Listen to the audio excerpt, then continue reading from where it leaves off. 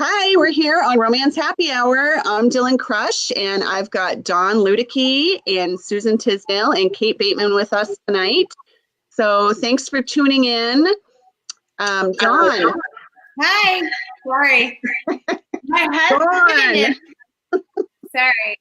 He was saying, hey, babe.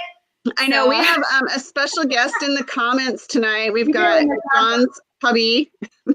Yeah, and my mom should be showing up because I know the readers love it when she, I love talking to your mom. And I don't say any dirty words then.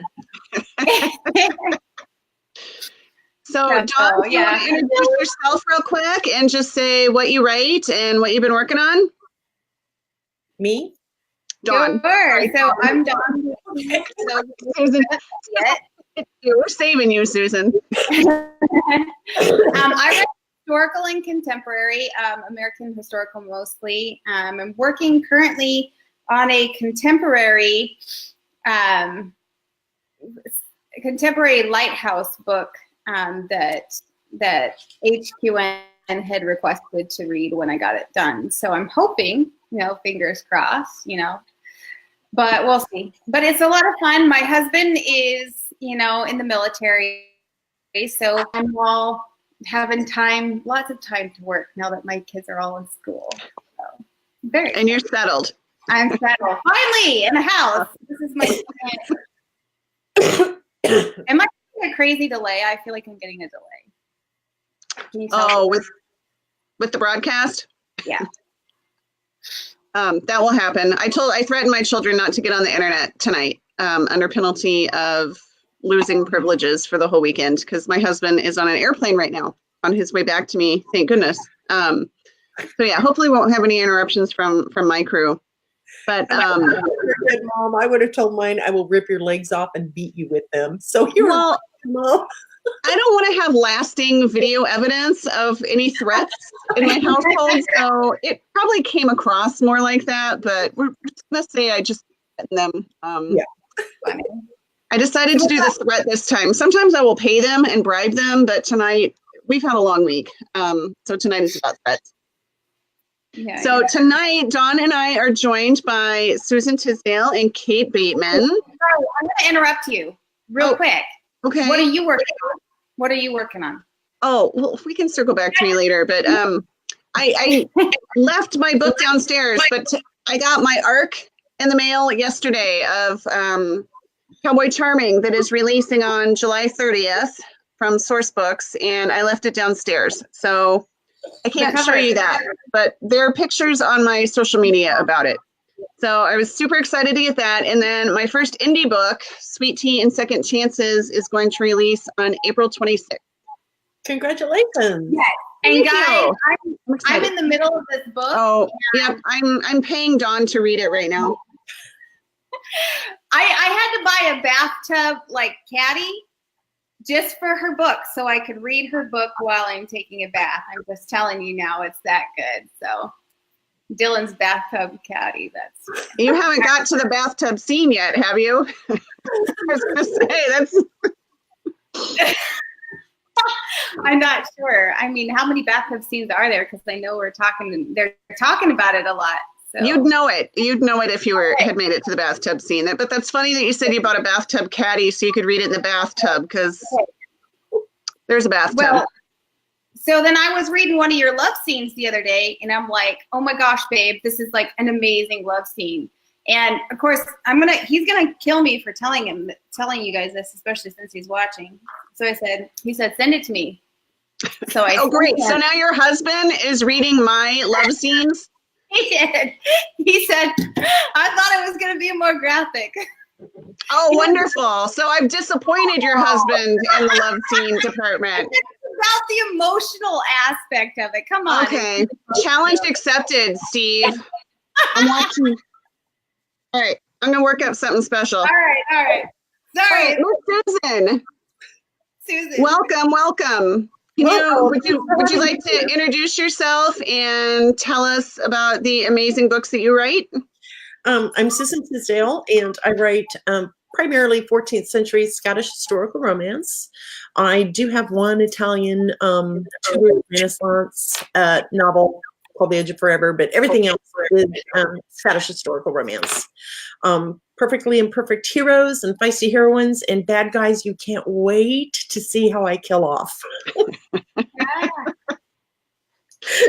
That sounds fantastic. And Kate, talk to us, Kate. I like to listen to Kate talk. Please, Kate, please speak. I realized you can see all this rubbish behind me. I should have tidied up. Just don't look behind me. So I'm Kate Bateman. I write as Kate Bateman and Casey Bateman. I write Regency and Renaissance historicals. And my girls are all badasses and bodices. That's why I like to write. So I got feisty heroines and gorgeous hot heroes who in no way represent people I know in real life. And that's it. That's what I do. And you do it very well. Very well. Kate is fabulous. She is on my auto-buy list. I just... Full disclosure, Susan and I lunch together like every month, and we know each other in real life, IRL. And but it's true. I don't do that for everybody that I know RIL or IRL or whatever it is. No, and right back at you, because honestly, I've read some of her scenes where she kills people off, and they're both brilliant and terrifying that you never want to get on her bad side, because there will be a grappling hook coming for you. I'm just saying, some hideous accident with a whale or something. It's like, you're not going to do it. All right, so we'll make a note not to get on Susan's bad side. No kidding. No, don't get on my bad side.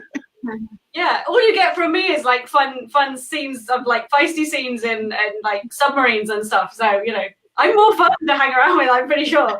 You're far nicer than I am, Kate. That's the difference. You're a much nicer person. I couldn't possibly comment. Well, we are excited to have both of you with us tonight. And Susan, I think we decided you're going to read first. Okay. You want to tell us what book you're reading from? It's called Secrets of the Heart. And this is book 1 in the McCallans and Randalls series. And this just launched in December. And this is going to be a 3-book series. Nice. I had originally written this for a Christmas anthology I did with some other authors, and this was years ago. And I had held on to it, and I always knew I wanted to add to that story and use it to launch a new series. So that's what I did, finally, after 3 years. Well, congratulations. We're excited to hear what you've got for us. I'm going to go ahead and put you up there solo so that you've got the screen, and why don't you go ahead and do you need to set the scene up? Are you starting at the beginning or? Starting at the prologue. Okay. November 1425, the Highlands near the Forth of Moray. Keep in mind, I can't speak Gaelic. I can read it, but I can't speak it. So just have mercy on me, please. We're going to go with the flow on this. So whatever you say will sound good to us. Okay. No one but her mum had ever called Onlay pretty. Thief, liar, wretched creature, daughter of a drunkard and thief. She'd been called all those things more times than she could count. But pretty? Nay, not pretty. I dinna lie to you, lass, Darwin McCallum said as he sat next to the stream that helped feed Loch Moy. He was smiling at her as he played with a long blade of yellow grass. She stood in the stream trying to catch a fish for her supper. Though the water was frigid this time of year, fishing was a necessity, especially if she wanted to eat anything more than dried apples for her supper. He was being so kind to her, something that she was not accustomed to, especially from members of her clan. An outcast since the age of 9, all because of her father's love of drink and thieving, to have a young man like Darwood tell her how pretty he thought her was more than unusual. Stop your jesting, Darwood McCallum, she told him as she waded further into the cold water. She'd been in the stream for at least a half an hour and had yet to catch anything. Darwood was a distraction. She wasn't necessarily sure she wanted to go away. He laughed, his crooked smile showing less than perfect teeth. Darwood was not a handsome lad, but neither was he hideous or unappealing. You wound me, lass, he said as he crossed one ankle over the other and tossed the blade of grass away. I would never lie to such a bonny thing as ye. Bonnie? Pretty? He'd been coming around now and again for a few weeks, offering to help with her garden, her chickens, and milk cow. He'd even been kind enough to help mend the thatch roof of the croft she shared with her father. Standing in the center of the stream, with the hem of her dress tucked into her belt, she slipped an errant strand of hair behind her ear. Bonnie, pretty. How many times had he said such sweet things to her? A large trout swam between her ankles, its tail fin just brushing her left foot. Damnation, she thought to herself. If she didn't focus on the task at hand, they'd be eating wild lettuce and berries for supper. Why do you say such things? She asked, turning her attention back to the stream. Before she knew it, he was wading into the water. Let me help you, lass. Mayhap time had changed people. It had been years since she'd set foot anywhere near the McCallan keep. Mayhap Darwood didn't know about her father, his reputation as a drunkard and layabout. All they said about her da was true. She'd not deny it. But what they said of her, not one word of it the truth. She never told a lie, hadn't stolen anything since she was 9, and worked very hard to keep home and hearth. She supposed it boiled down to what the Bible said about the sins of the father passing on to the son and all that. Though she wasn't Grouper's son, she reckoned the good people of Clan McCallan didn't care to make that distinction. Darwood was standing next to her now, bent over at the waist, hands cupped under the cool water. Now watch and see how I do it. She resisted the urge to scoff at him. With a father as unreliable as Gruber, she'd learned early in life how to fend for herself.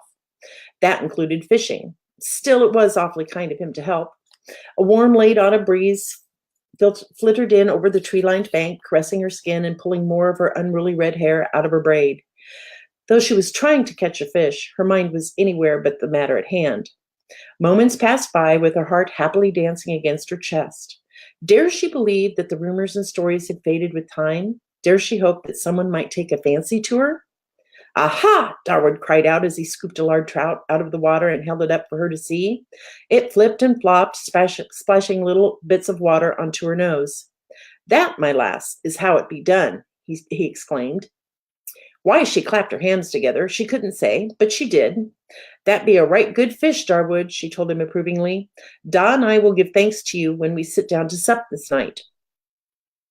His expression changed from victorious to something far more mischievous. You want the fish? He asked. She furrowed her brow in confusion. I do. Did you nae catch it for me? Embarrassment forced the color to creep up her neck, reddening her cheeks. Mayhap I did, mayhap I dinna, he said as he headed toward the rocky bank. Henri remained standing in the water, feeling rather foolish. Now I might be willing to give you the fish if you were to give me a boon. A boon? Not a coin to her name. She thought everyone knew that. I have nae coin to give ye, she told him, a little miffed that he'd expected her to pay for a fish that she could very well have caught on her own. Had he not been here distracting her, she would have caught more than enough by now. Ignoring him, she set about to do just that. I didn't ask for coin, he told her. I asked for a boon. He tossed the fish into her basket and waded back into the stream.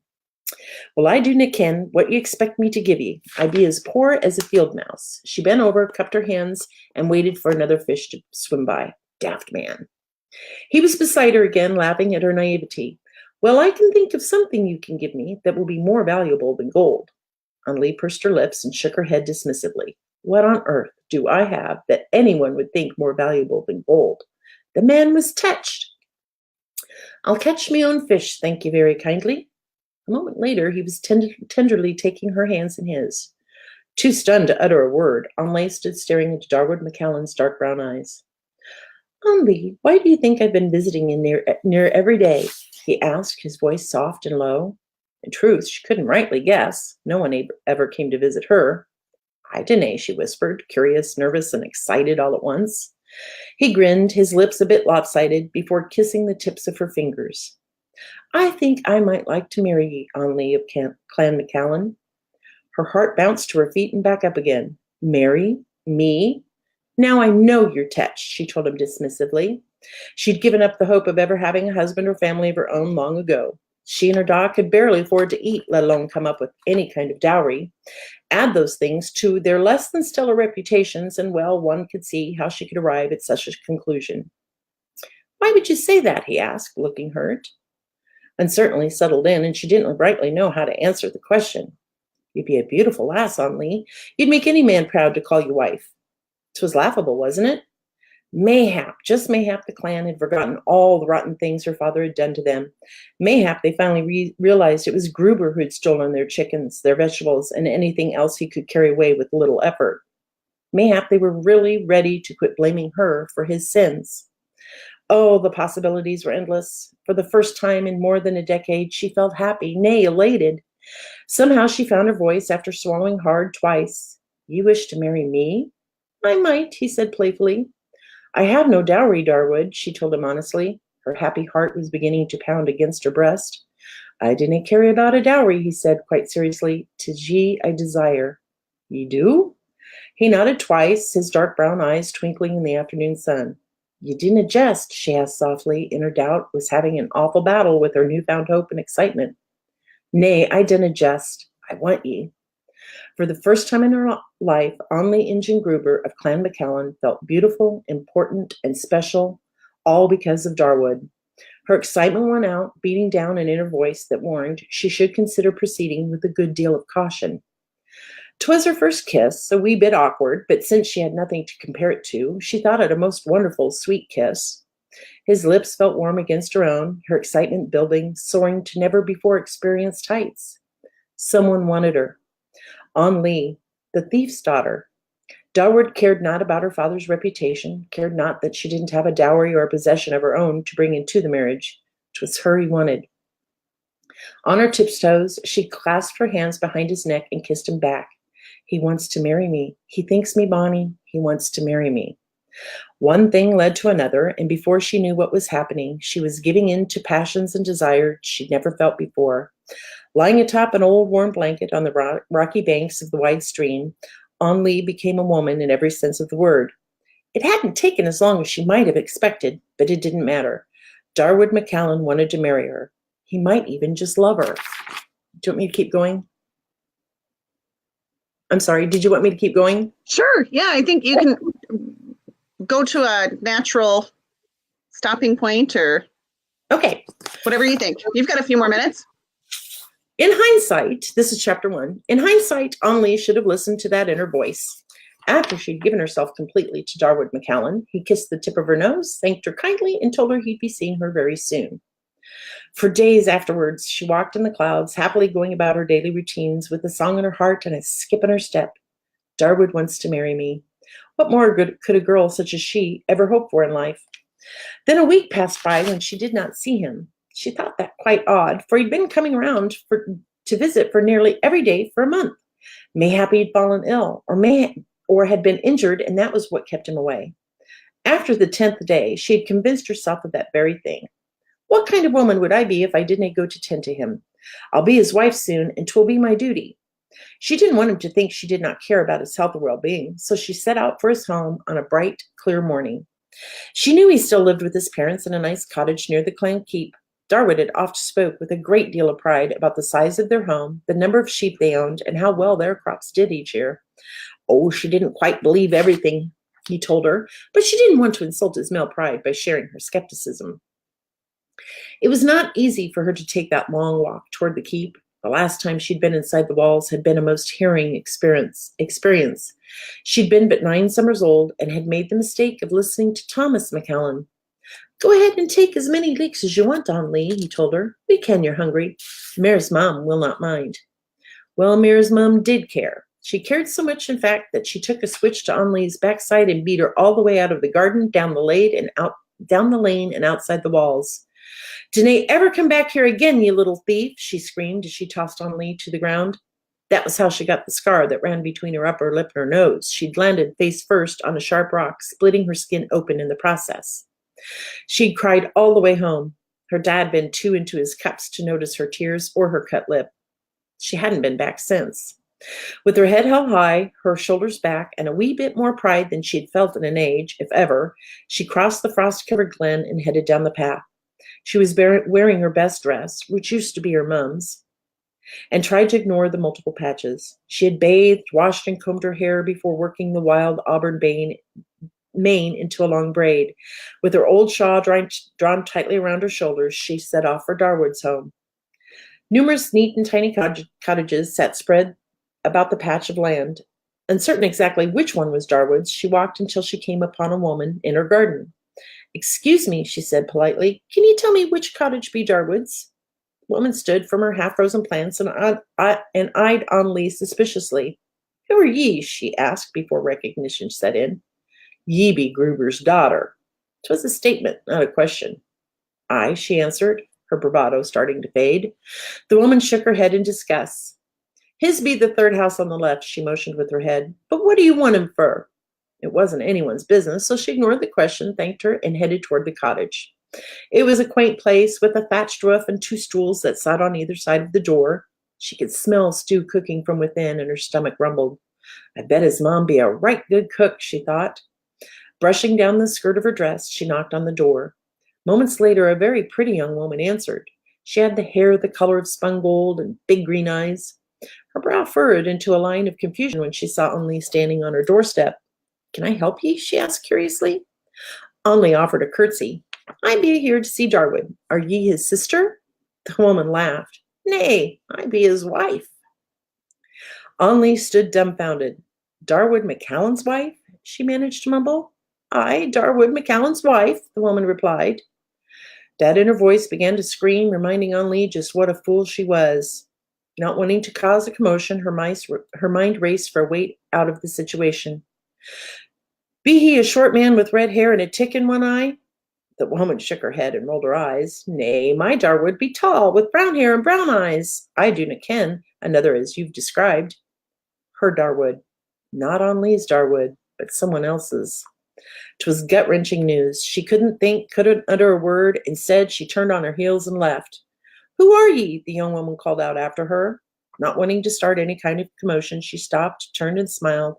"I be terribly sorry. 'Twas me mistake." As soon as she was off the path, she started running, but no matter how hard she pumped her legs, she could not escape the shame, the humiliation, or her tears. Is that a good place to stop? Yeah. Oh my gosh, that was awesome. Oh, thank you. I loved writing that story. I truly did. Yeah. Poor Sounds Anneli, good. though. I mean, you saw that comment in the prologue. Yeah, yeah. Like, oh no, don't do it. Do it. Yes. Well, and I've read the rest of that story, and it's great. So she gets the right guy in the end. It's okay. There's a happy ever after. Okay. Yeah. Well, what happens to her though? I would hate to think that she'd leave us there and and not let her get her happily ever after. Oh yeah, Really It's sweet. after. It's really sweet, that one. It's a good story. Revenge. Oh, that In the was. I muted us so that we weren't distracting, but you could have heard me laughing when you had some of those comments with the tick and the eye and Yes. Yeah. It didn't take as long as she thought it would. so That makes me laugh. You know, you gotta add humor to your books, or what's the yes, Yes. Right. oh, that was Yeah. fantastic. point? Thank you. So does anybody have any questions for Susan? Otherwise we'll wait till the end and we can do all the questions at once. But I didn't see any. I was kind of trying to keep track. Did you see any questions come through? Oh, I did not. Somebody- I did somebody see it. says- yeah, Marianne says, what's next? Is she pregnant? Oh. But we don't want to know. We don't want to know I that. want to read it and find out. No spoilers. And Karen said that you should do narrations for Go your for it. books. It's only 99 cents, so. Yeah. Oh, nice. So So Karen says she loves when authors share their stories and that you should do narrations for your books. Me? That's what Karen. Oh, Yeah, that's what Karen. time. Oh, girls, if you want to really, my narrator, Mr. Brad Wells. My street team nicknamed him Mr. Sexy after a 30-minute audition. And I had Nice. to stand in person. I had to remind myself all night, you are a happily married woman. You are a happily married woman. Oh, yeah, he can narrate a story. I'm telling you what, he is really, really good. Yeah. He has a voice that could like melt chocolate. It's pretty good. Yeah. You know, We'll have to check that out. I want to figure out how. I mean, I've never been to England. I love to read Regency. I want to write Regency just so I can have Richard Armitage read mine because he does. He does narration, and I want him to do mine. So. Yeah, I was actually having this conversation with somebody who, because I've just sold audio rights for the book series that I'm doing, and we were having that, if you could have anyone in the world, who would you have? Cumberbatch. Benedict Cumberbatch did come up because he has the craziest voice. First, I don't find him physically attractive, but his voice is ridiculous. Have you seen him in The Night Manager? If you had seen him in The Night Manager, I think you might change your mind about the thing. No, Benedict Cumberbatch isn't in The Night Manager. That's Tom Hiddleston. Wait. Oh, I'm a freaking idiot. Sherlock Holmes. I would also. I don't know why I said Cumberbatch. I'm so sorry. I meant Tom Hiddleston. I am so very sorry. It's been long. I've been up since 5 a.m. and I had about 4 hours sleep last night. So I'm sorry. Well, I think you should have like Gerard Butler or somebody do yours. That would be pretty cool. He would be quite nice. I'm just saying, if you need someone to audition people, I will selflessly volunteer. You'll take one for the team, huh? Is that what you're saying? We could do a panel. I think that would be fine. And obviously have to read the most romantic scene, the whole thing, and then we go. If he was doing my books, I would probably write some of the raunchiest sex scenes. And then do loads of takes. Like, I don't think that worked. You're going to have to do that one again, Richard. I'm sorry. It didn't work for me. I agree with Lori too. Matthew McFadden. How do you say it? McFadden? McFadden. Yes. Love him as well. I did just rewatch the Pride and Prejudice with him in, and that scene in the rain where they are fighting, and it's so tense, it's ridiculous. I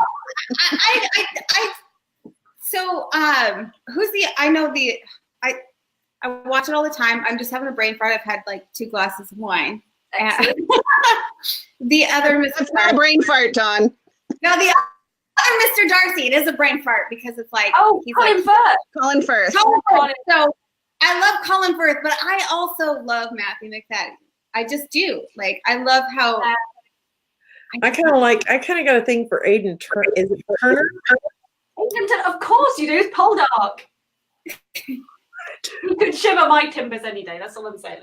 Okay, my husband could hold my clothes and watch. I'm sorry, but he was just gorgeous. I'm sorry. Also, my husband, I'm only allowed to like Butler, though. Pardon? My husband says I'm only allowed to like Gerard Butler. That's what he's on. We're doing more. Why would he say that? Because he likes Gerard Butler. Like in like he's a 300 like cool dude. Okay.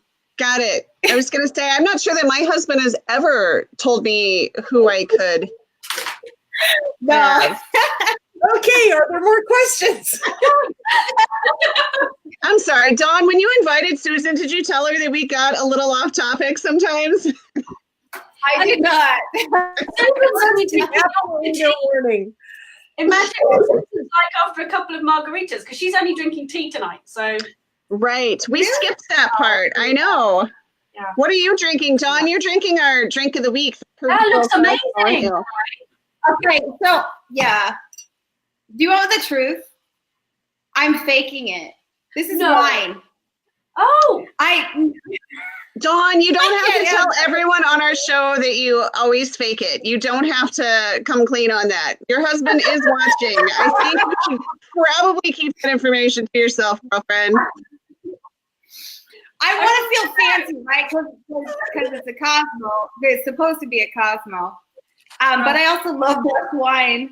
And so I'm like, I'll fake it with some wine and I'll put this thing in there. But this is for you, Dylan. How's the snow over there? You're faking it for me? Well, this is for you. Oh, to make me feel like I'm in the tropics?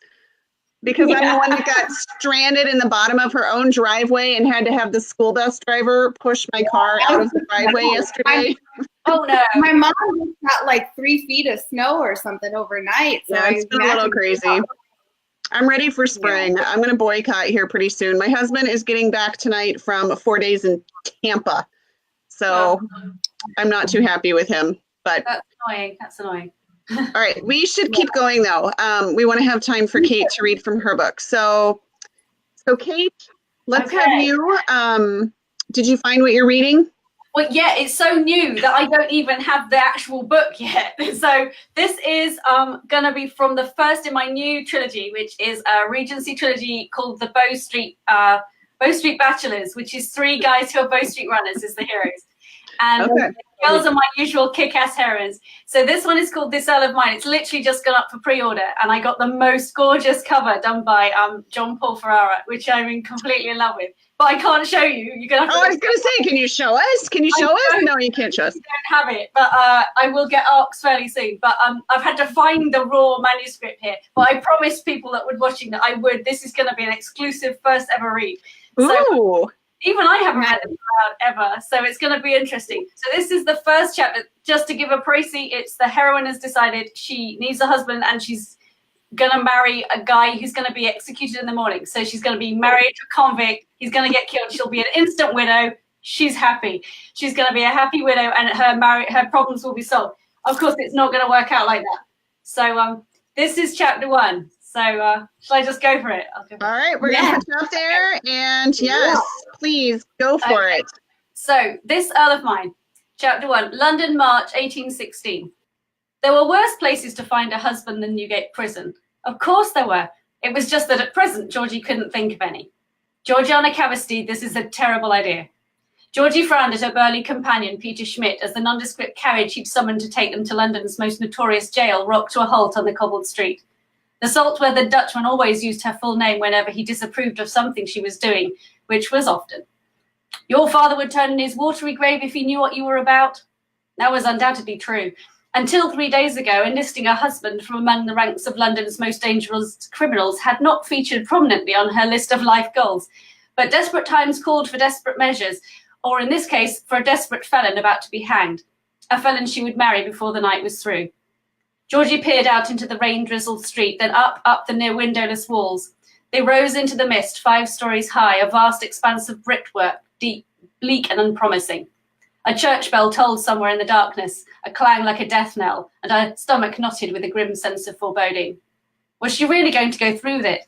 It had seemed an excellent plan back in the safety of Grosvenor Square, the perfect way to thwart cousin Josiah once and for all. She stepped from the carriage, ducked her head against the rain, and followed Peter under a vast arched gate. Her heart hammered at the audacity of what she planned. They'd taken the same route as condemned prisoners on the way to Tyburn Tree, only in reverse, east to west, from the rarefied social strata of Mayfair through gradually rougher and bleaker neighbourhoods, Holborn and St Giles, to the miserable place where the dregs of humanity had been incarcerated. Georgie felt as if she were nearing her own execution. She shook off the pervasive aura of doom and straightened her spine. This was her choice. However unpalatable the next few minutes might be, the alternative was far worse. Better a temporary marriage to a murderous, unwashed criminal than a lifetime of misery with Josiah. They crossed the deserted outer courtyard, and Georgie cleared her throat, trying not to inhale the foul-smelling air that seeped from the very pores of the building. You have it all arranged? They are expecting us. Peter nodded. I have greased the wheels with your blunt, my girl. The proctor and the ordinary are both bent as copper shillings. Used to having their palms greased, those two, the greedy bastards.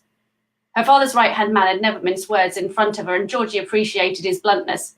So few people in the town ever said what they really meant. Peter's honesty was refreshing. He'd been her father's man for 20 years before she'd ever been born, and in the 5 years since Papa's death, his steadfast loyalty had been dedicated solely to her.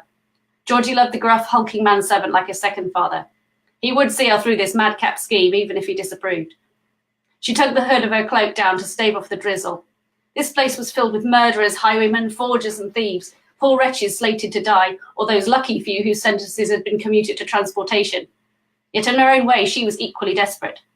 You are sure this man is to be hanged tomorrow? Peter nodded grimly as he rapped on the wooden door. I am. A low sort he is, by all accounts. She shouldn't ask. She didn't want to know too much about the man whose name she was purchasing, a man whose death would spell her own freedom. She would be wed and widowed within 24 hours. Taking advantage of a condemned man left a sour taste in her mouth, a sense of guilt that her happiness should come from the misfortune of another. But this man would die whether she was married to him or not. What are his crimes? Numerous, I'm told. He's a coiner. At her frown, Peter elaborated. Someone who forges coins, it's treason, that. Oh, that seemed a little harsh. She couldn't imagine what that was like, having no money, forced to make your own. Still, having a fortune was almost as much a curse as having nothing. She'd endured 6 years of insincere, lecherous fortune hunters thanks to her bountiful coffers. A smuggler too, Peter added for good measure, stabbed a customs man down in Kent. She was simply making the best out of a bad situation. This man would surely realise that while there was no hope for himself, at least he could leave this world having provided for whatever family he left behind. Everyone had parents or siblings or lovers. Everyone had a price. She, of all people, knew that. She was buying herself a husband. At least this way there was no pretence. Besides, what was the point in having a fortune if you couldn't use it to make yourself happy? Peter hammered impatiently on the door again.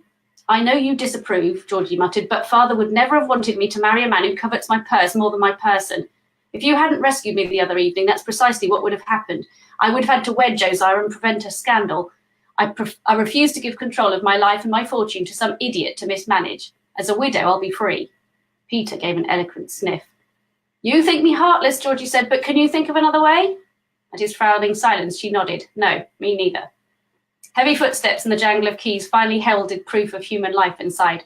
The door scraped open and the low glare of a lantern illuminated a grotesquely large man in the doorway. Mr. Knollys? The man gave a brown-toothed grin as he recognised Peter. Welcome back, sir, welcome back. He craned his neck and raised the lantern, trying to catch a glimpse of Georgie. You bought the lady, then? His piggy eyes narrowed with curiosity within the folds of his flabby face.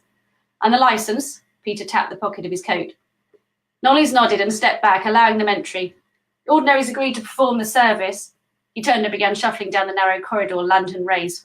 Only one small problem. He cocked his head back towards Peter. That cove the lady was to marry? Cheated the hangman he has. Peter stopped abruptly, and Georgie bumped into his broad back. He's dead? Peter exclaimed. Then why are we here? You can damn well return that purse I gave you. The man's belly undulated grotesquely as he laughed. It was not a kindly sound. No, don't you worry yourself none, me fine lad. That special licence don't have no names on it yet, do it? No, we've plenty more like him in this place. This way. The foul stench of the prison increased tenfold as they followed the unpleasant Knollys up some stairs and down a second corridor. Rows of thick wooden doors, each with a square metal hatch and a sliding shutter at eye level, lined the walls on either side. Noises emanated from some, inhuman moans, shouts, and foul curses. Others were ominously silent. Georgie pressed her handkerchief to her nose, glad she'd doused it in lavender water. Knollys waddled to a stop in front of the final door in the row. His eyes glistened with a disquieting amount of glee. Found the lady a substitute, I have. He thumped the metal grate with his meaty fist and eyed Georgie's cloaked form with a knowing, suggestive leer that made her feel like she'd been drenched in cooking fat. She resisted the urge to shudder. Wake up, lads, he bellowed. There's a lady here, needs your services. All right, so that's the end of chapter 1. So, yeah, is that enough? I mean, I don't know if to read chapter. That felt like a long time, right? Oh, sorry. I'm unmuting us so that we weren't distracting. Oh, I thought that was great. Oh, I love yeah. So I lied. I want to write a Regency so you and Richard Armitage can read it together. I hate reading aloud. This is the worst thing. Beautiful. It sounds so lovely in your head, but it's a lot harder to read out loud. And what's funny is in my RWA chapter, if people want to laugh, they always make me read. They make me read like the funny things, like the cowboy romance that I sound ridiculously y'all. I can't do it. I should said Regency romance, so that's what I do. So Oh, that's funny. I should stick So, with that. you both are in the same chapter? Mm-hmm. Yes. Yes.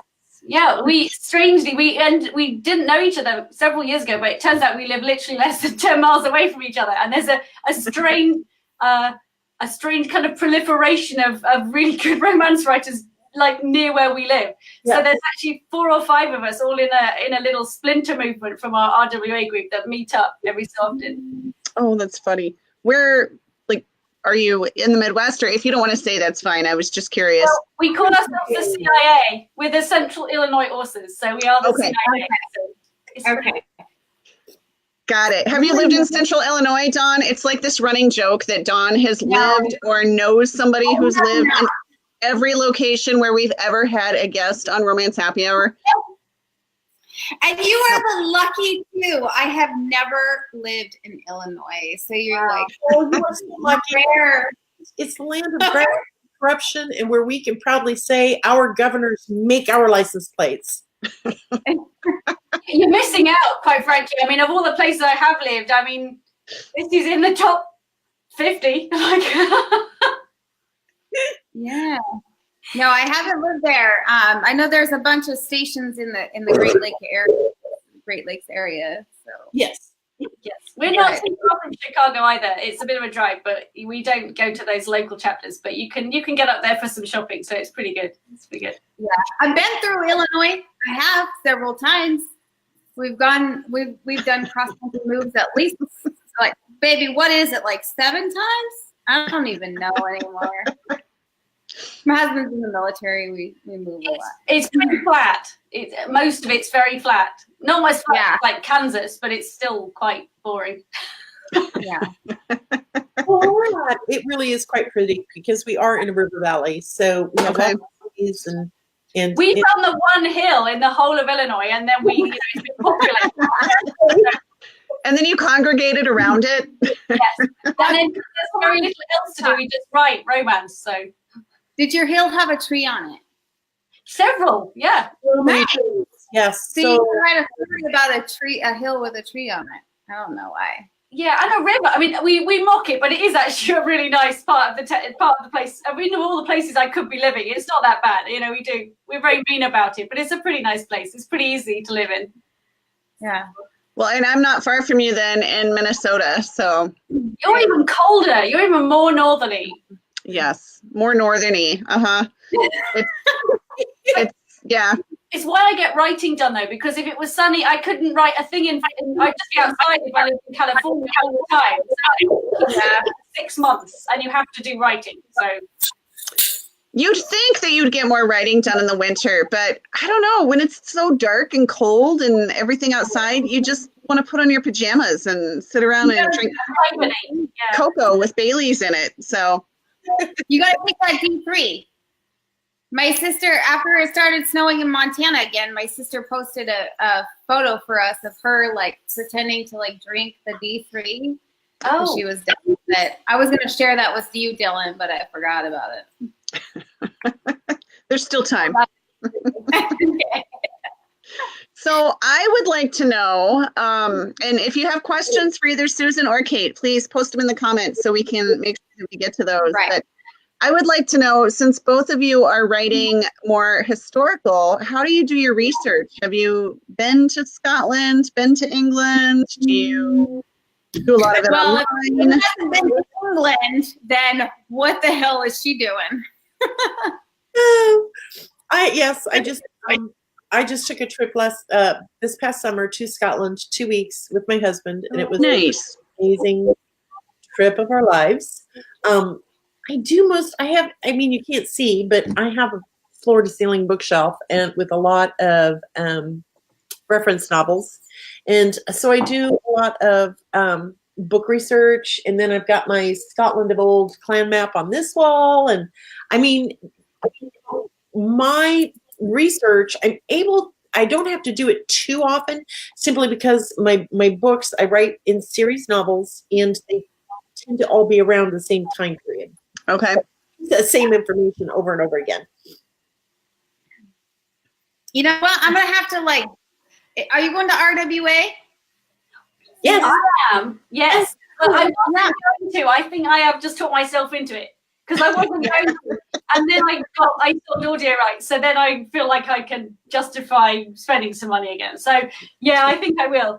Even though it's New York and I don't love New York, I have to say. I'm probably the only one ever that hates New York, but I've been before and it's a bit crazy. But I do like RWA. So yeah. Are you going to be there? I am. And so if my husband's plans fall through, I'll have some spare beds. So if you end up needing a bed. Oh, I think I might be sharing with our other friend, Genevieve Jack / GP. No, that's good. And I will be going to the historical romance retreat as well, HRR in Riverside, California in September. So that's a really good one. That's like 25 historical romance authors and then 300 die-hard historical fans. And we all dress up and it's brilliant. So, yeah. I saw that a few years ago when it was in Spokane. I wanted to go, because I'm from Missoula, which is like 2 hours from Spokane. So it's like I could go home and then go to the, but I didn't. I couldn't get to it. But That's awesome. Like, congratulations doing that. That's fun. It is fun. What about you, Suzan? Hmm? What? We lost. Are you? Oh, I'm here. I'm trying to eat because all I had today was potato tots. It's been a really busy day. I'm going to be doing Naturally Naughty in NOLA at the end of April. And then we have Writers on the River in July, which Kate's doing too. Oh. I'm hosting my own author conference here in June, and it's no readers. I mean, you don't have book signings and swags you have to worry about. It's just a straight up author conference. So this year is going to be quite busy. Oh, I'm doing Barbara Bay as well up in Wisconsin. As well. Oh, fun. That's near you. That's up a few hours north. Kind of. It's Yeah. about 5.5, 6 hours away. I went to that last year as a reader, and that was the first time I've been, and it was a lot of fun. Okay, well, so this is my first year ever, and I'm going as a writer. So you've got to. It looks like fun. It's just a long weekend, but it does look good. So.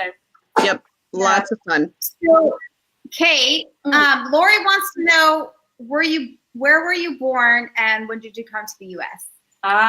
Clearly I'm a native Midwesterner. No. Yeah, no, I was born in England. I was born in England. I spent my young childhood in Spain, and then I came back to school for England, England for school. And then I stayed there, and my first job and real secret super second life was an antiques appraiser. So I had an auction house. I'm a fine art appraiser.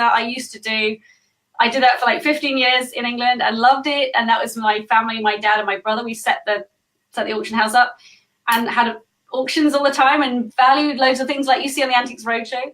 And I used to do the TV shows like the Antiques Roadshow in the UK. So there were 3 shows that I used to do as the on-screen appraiser. So literally if you go on YouTube or iPlayer or something, you can literally find me as Kate Bateman as this antiques geek on telly.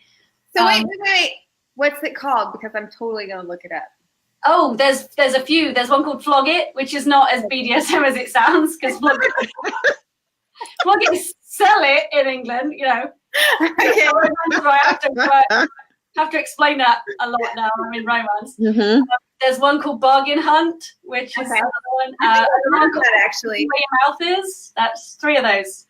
So they're all good fun. I miss doing it. And so to answer the question, my husband works for a big multinational company that have their headquarters here in the Midwest. And so we came out here supposedly for a 2 or 3 year, trip. And then that was 7 years ago, and I'm still here, and I've just got my American green card.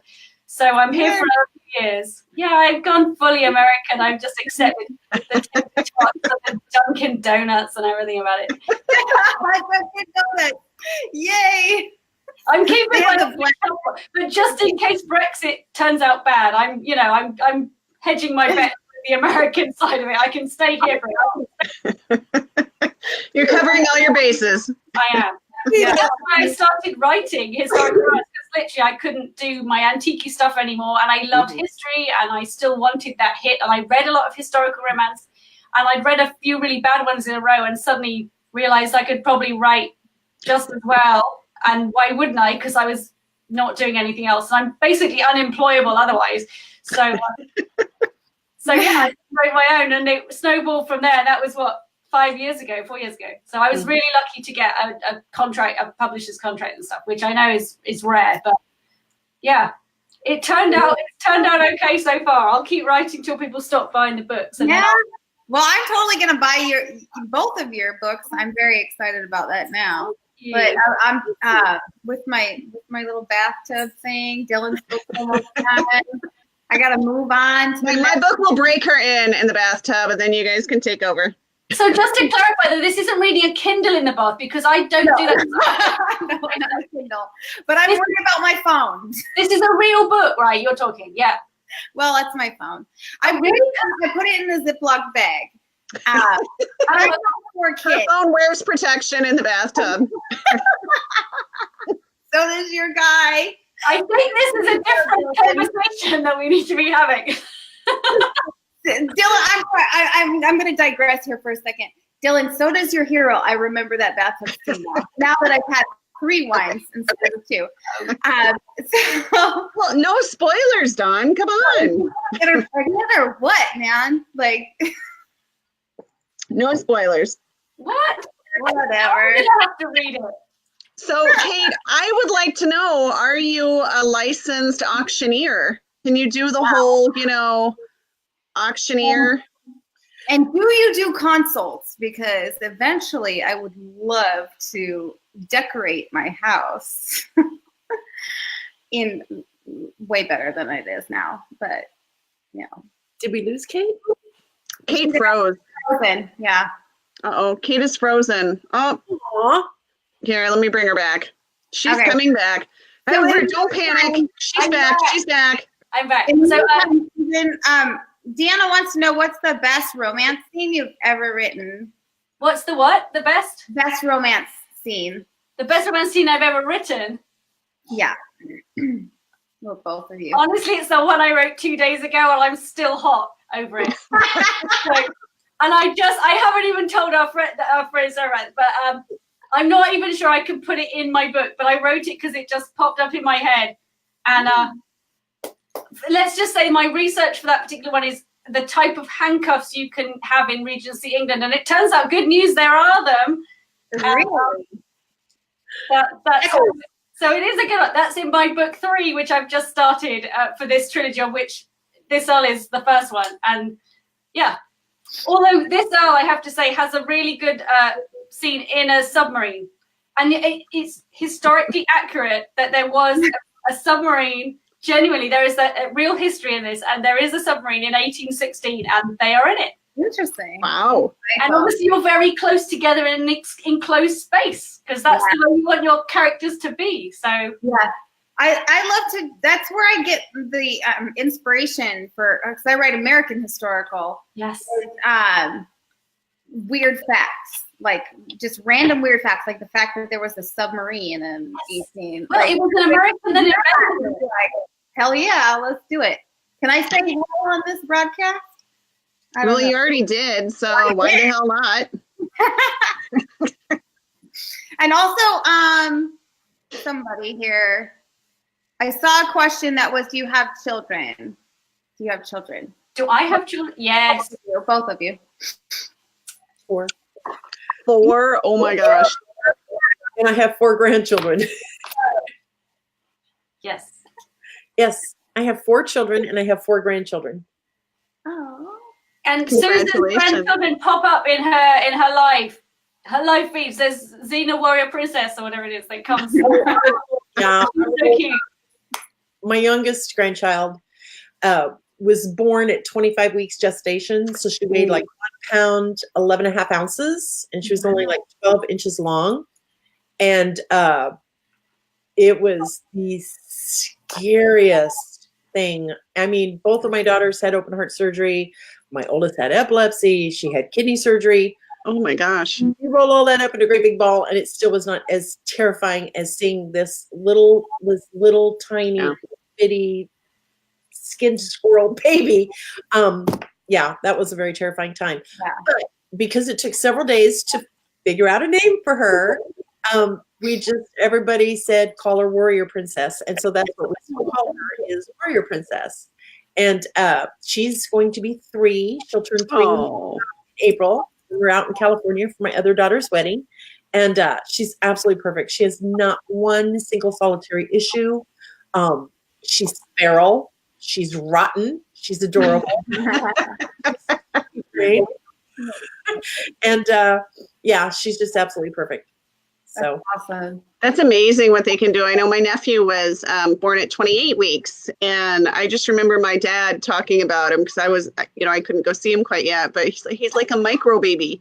Like, like a tiny. And he was much bigger. He was 3 times the size as your granddaughter. He was 3 pounds. But yeah, just like he's like a miniature baby. But it is amazing, and now he's like 6'3". So she's still tiny. Yeah. It's just absolutely perfect in every way imaginable. She's got her papa right here. Well, that's where he's supposed to be. Exactly. Exactly. So anyway.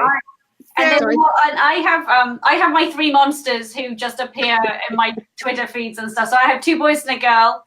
And They're adorable. they're obnoxious and they drive me crazy. And, oh no, here's a husband coming in as well. I also have one of those. Who brought me tea? Look, this is Oh, that's Sweet. the best husband in the world.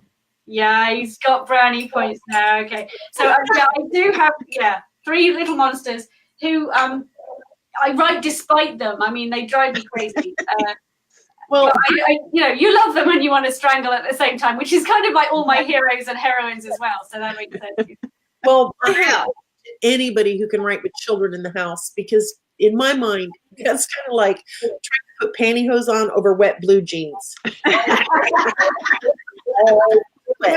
Yeah. I just, yeah.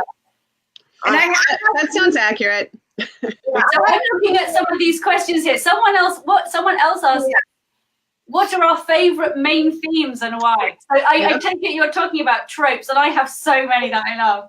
So I love UST, unresolved sexual tension. I love when they hate each other, but they love each other. So it's like best friend's little sister, enemies to lovers. I love the convenient marriage trope or the inconvenient marriage trope. I love, like I was talking about my favorite dynamics, and I like the Indiana Jones and Marion, where the girls have agency and they give us good as they get, and the kind of Beatrice and Benedict, and the cutting edge. I was talking about it, so I don't want to see the cutting edge. Do you remember that terrible 80s? That is the best. I love it. It's so cheesy, and yet that's a brilliant dynamic where they hate each other, but they also love each other. So that's my favorite tropes that I like to read and I like to write. So I write what I want to read more of. So I'm pretty sure the cutting edge is what came out, and then it made me want to be like a figure skater. Yes. I would fall on my ass all the time. But I begged my mom to let me be a professional figure skater and all that. And now I watch the Olympics, and still you watch the couples, and you just wish they were couples in real life. It's like you can't help it. I don't really follow. I know I have tropes. See, I don't know. What are there, like 26 tropes? I might know two. I mean, there's lots.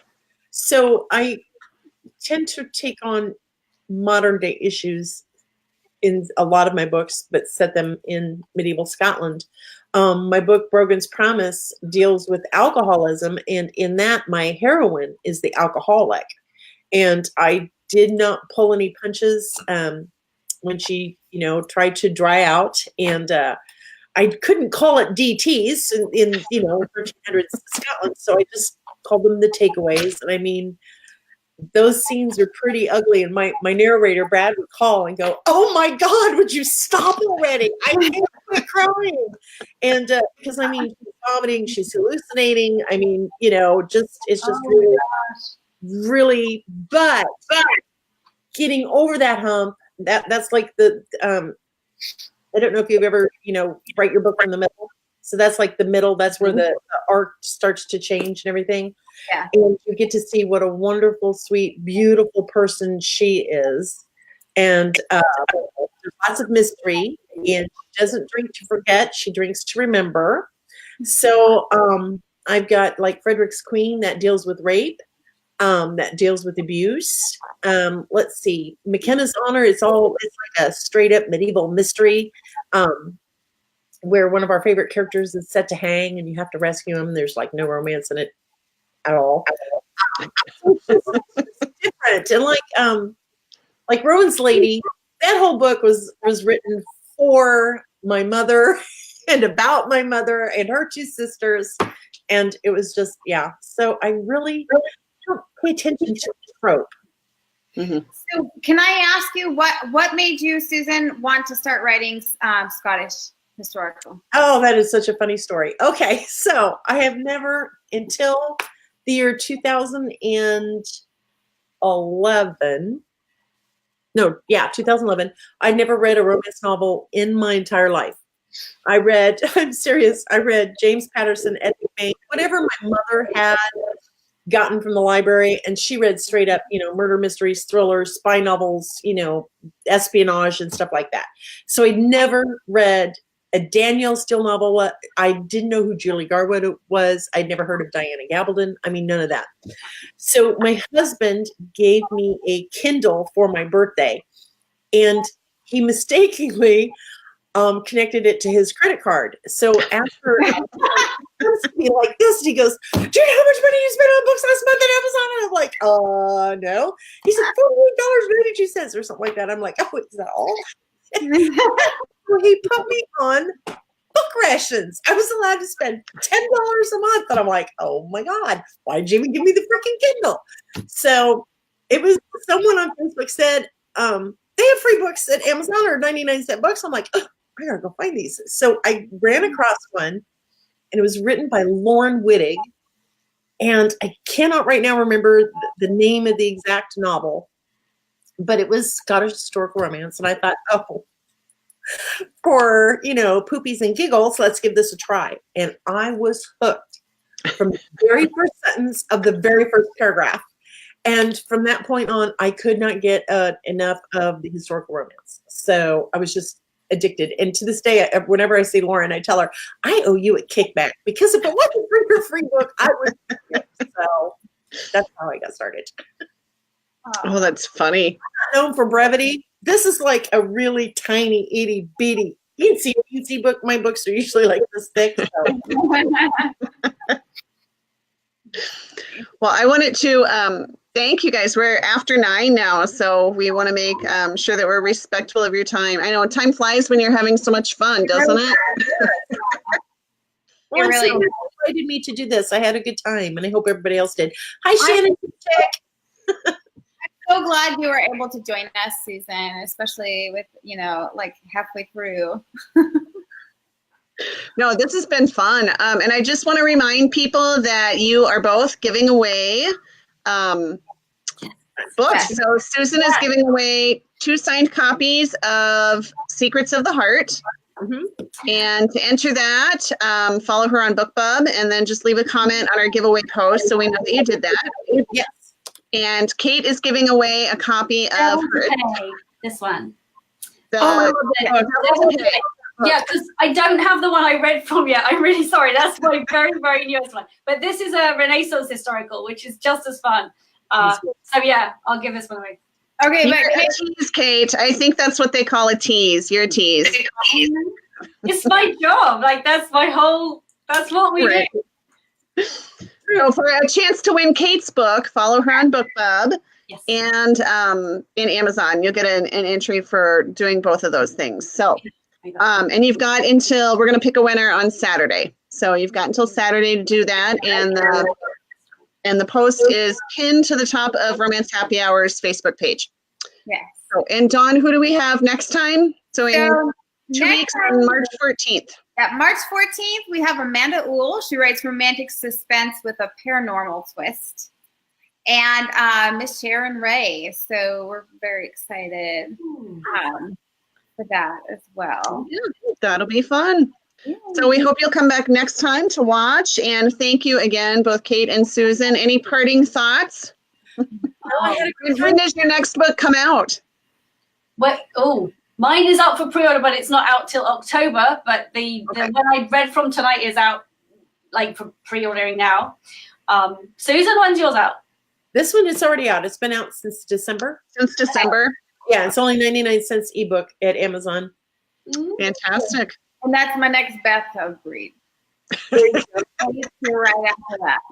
Susan might not like knowing that you're going to be reading her in the bathtub, Dawn. She might want to spend time with you in the bathtub. Absolutely no sex in this book. Other than that one scene along the bank, that's it. There are no sex scenes in this book. None whatsoever. Well, we'll have to start a new group for you, Dawn. Like, who has been in the bathtub with Dawn? There you go.